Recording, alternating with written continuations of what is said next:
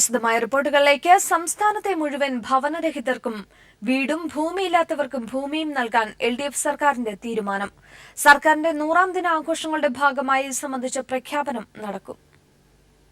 സംസ്ഥാനത്തെ മുഴുവൻ ഭൂരഹിതർക്കും ഭൂമിയും വീടില്ലാത്തവർക്ക് വീടും നൽകാനുള്ള പദ്ധതിയാണ് സർക്കാർ ആവിഷ്കരിക്കുന്നത്. ഭൂമിയുള്ളവരും എന്നാൽ വീടില്ലാത്തവരുമായവർക്ക് വീട് നിർമ്മിച്ചു നൽകാനും സർക്കാർ ലക്ഷ്യം വെക്കുന്നു. മത്സ്യത്തൊഴിലാളികൾ ഉൾപ്പെടെയുള്ളവർക്ക് അവരുടെ തൊഴിൽ മേഖലകളിൽ തന്നെ വീട് നിർമ്മിച്ചു നൽകും. സ്ഥലപരിമിതി ഉള്ളിടത്ത് ഫ്ളാറ്റുകൾക്കായിരിക്കും മുൻഗണന നൽകുക. 5 വർഷത്തിനുള്ളിൽ സംസ്ഥാനത്ത് കക്കൂസില്ലാത്ത മുഴുവൻ വീടുകളിലും കക്കൂസ് നിർമ്മിച്ചു നൽകാനും തീരുമാനമുണ്ട്. ആദിവാസികൾ ഉൾപ്പെടെയുള്ളവരുടെ ഉന്നമനം ലക്ഷ്യമിട്ട് പ്രത്യേക പദ്ധതികൾക്കും രൂപം നൽകും. സർക്കാരിന്റെ 100ാം ദിനാഘോഷത്തിന്റെ ഭാഗമായി ഓരോ വകുപ്പും തിരിച്ചു നടപ്പാക്കേണ്ട പദ്ധതികളും മുഖ്യമന്ത്രി പ്രഖ്യാപിക്കും. പ്രഖ്യാപിച്ചവ സമയബന്ധിതമായി പൂർത്തിയാക്കുന്നതിനുള്ള കർമ്മ പദ്ധതികൾക്കും സർക്കാർ രൂപം നൽകും.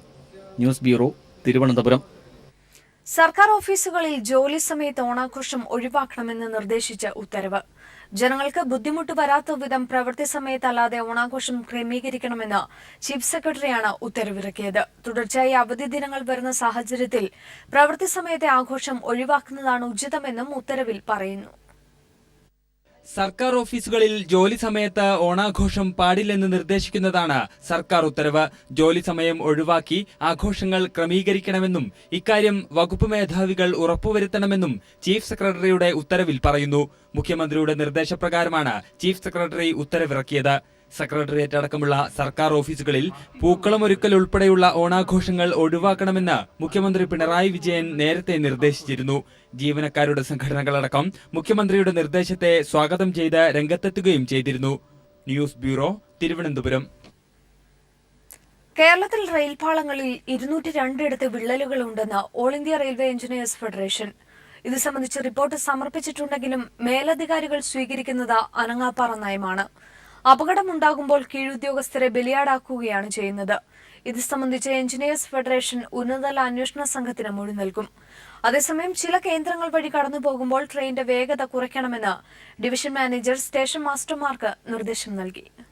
അപകടത്തിന്റെ പശ്ചാത്തലത്തിൽ കീഴുദ്യോഗസ്ഥരെ ബലിയാടാക്കുകയാണ് എന്ന ആരോപണം ഉയർത്തിയാണ് എഞ്ചിനീയറിംഗ് ഫെഡറേഷൻ പത്രക്കുറിപ്പ് ഇറക്കിയിരിക്കുന്നത്. പത്രക്കുറിപ്പിൽ ഇപ്രകാരം വിവരിക്കുന്നു.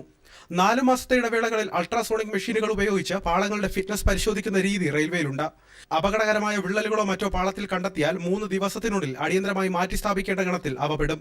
ആ ഗണത്തിൽപ്പെടുന്ന 202 ഇടങ്ങൾ കേരളത്തിലാകെയുണ്ടെന്നാണ് പത്രക്കുറിപ്പിൽ ഫെഡറേഷൻ വ്യക്തമാക്കുന്നത്.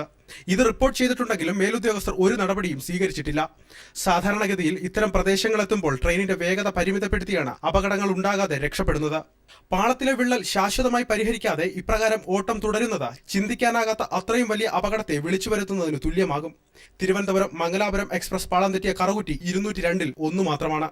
പ്രശ്നം ശാശ്വതമായി പരിഹരിക്കണമെങ്കിൽ കേരളത്തിലാകെ 150 കിലോമീറ്ററോളം പാളം പുനഃസ്ഥാപിക്കേണ്ടി വരും. അതിന് ചിലവാകുന്ന ഭീമമായ തുക കേന്ദ്രം കേരളത്തിന് അനുവദിക്കാനിടയില്ല. അതേസമയം തൃശൂർ, ചാലക്കുടി, അങ്കമാലി ഉൾപ്പെടെ ഷൊർണൂർ മുതൽ കൊച്ചി വരെ ചില കേന്ദ്രങ്ങളിലൂടെ കടന്നുപോകുമ്പോൾ ട്രെയിനുകളുടെ വേഗത മണിക്കൂറിൽ 30 കിലോമീറ്ററായി പരിമിതപ്പെടുത്താൻ ഡിവിഷൻ മാനേജർ സ്റ്റേഷൻ മാസ്റ്റർമാർക്ക് നിർദ്ദേശം നൽകിയിട്ടുണ്ട്. പാളങ്ങൾ കാലപ്പഴക്കം ചെന്നവയെന്നും അപകടങ്ങൾ ഉണ്ടാകാതിരിക്കാനുള്ള മുന്നറിയിപ്പുമായി റെയിൽവേയുടെ ഈ നിർദ്ദേശത്തെ കാണാനാകൂ. പാളം നവീകരണത്തിനും പാത ഇരട്ടിപ്പിക്കലുമൊക്കെയായി കേരളം മാറി മാറി വന്ന കേന്ദ്ര സർക്കാരുകളെ മുമ്പ് പല തവണ സമീപിച്ചിരുന്നു. അപ്പോഴെല്ലാം കേന്ദ്രം കൈമലർത്തുകയാണ് ചെയ്തത്. അതിന്റെ തൽഫലമായി വേണം ഇപ്പോൾ ഈ അപകടത്തെ നോക്കിക്കാണാൻ. കേന്ദ്രം ഇനിയും ഈ അവഗണന തുടർന്നാൽ കേരളം വലിയ അപകടത്തെ ക്ഷണിച്ചു വരുത്തുന്നതിന് തുല്യമാകും. അലക്സ് രാം മുഹമ്മദ്, കൊച്ചി. വാർത്തകളിലേക്ക്. ചരക്ക് സേവന നികുതി നിലവിൽ വരുമ്പോൾ ഉൽപ്പന്നങ്ങൾക്ക് വിലക്കുറവ് ഉറപ്പുവരുത്താൻ സംവിധാനം വേണമെന്ന് ധനമന്ത്രി തോമസ് ഐസക്. ദില്ലിയിൽ ചേർന്ന സംസ്ഥാന ധനമന്ത്രിമാരുടെ യോഗത്തിലാണ് കേരളം ആവശ്യമുന്നയിച്ചത്. നികുതി പിരിവിന് സാങ്കേതിക സഹായം നൽകാൻ രൂപീകരിച്ച GST കമ്പനിയുടെ ചിലവ് പരിശോധിക്കാൻ 5-അംഗ സമിതിയെ നിയോഗിക്കാൻ ധനമന്ത്രിമാരുടെ യോഗം തീരുമാനിച്ചു. Kerala Congress M leader KM മാണിയെ പിന്തുണച്ച പ്രൊഫസർ PJ കുര്യനെതിരെ ഉമ്മൻചാണ്ടിയും ഐ ഗ്രൂപ്പും. UDF മുന്നണി ചെയർമാനെ തീരുമാനിച്ചത് എല്ലാവരുമായി ആലോചിച്ചാണെന്ന് ഉമ്മൻചാണ്ടി പറഞ്ഞു. ബാർക്കോഴയിൽ ഇരട്ട നീതി എന്ന PJ കുര്യന്റെ പരാമർശത്തിനെതിരെ അമർഷവുമായി ജോസഫ് വാഴക്കൻ രംഗത്തെത്തി. CPIM-ഉം CPI-യും നല്ല ഐക്യത്തോടെയാണ് പ്രവർത്തിക്കുന്നതെന്ന് CPIM സംസ്ഥാന സെക്രട്ടറി കോടിയേരി ബാലകൃഷ്ണൻ. ഈ സമയത്ത് CPIM-ഉം CPI-യുമായി ഭിന്നത മൂർച്ഛിക്കുകയാണെന്ന് വരുത്തി തീർക്കാൻ ചില കേന്ദ്രങ്ങൾ നടത്തുന്ന ശ്രമം വിലപ്പോവില്ല. ഇരു പാർട്ടികൾക്കും അഭിപ്രായ വ്യത്യാസങ്ങളുണ്ടെങ്കിൽ നേരിട്ട് പറയാനുള്ള സാഹചര്യം നിലവിലുണ്ട്. അത് പരസ്യമായി പറയേണ്ടതില്ലെന്നും കോടിയേരി ഫേസ്ബുക്ക് പോസ്റ്റിലൂടെ വ്യക്തമാക്കി.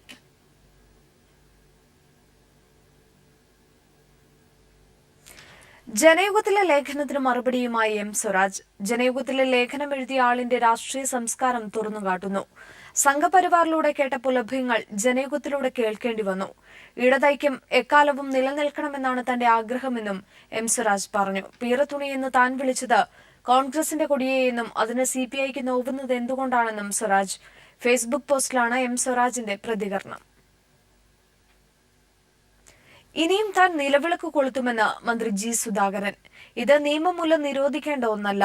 നിലവിളക്ക് കൊളുത്തുന്നത് സർക്കാരിന്റെ ഭാഗമല്ല എന്നത് EMS പോലും പറഞ്ഞിട്ടുള്ളതാണെന്നും സുധാകരൻ തിരുവനന്തപുരത്ത് പ്രതികരിച്ചു. പക്ഷേ ഞാൻ ഈ അഭിപ്രായം പറയും, എല്ലായിടത്തും പറയത്തില്ല.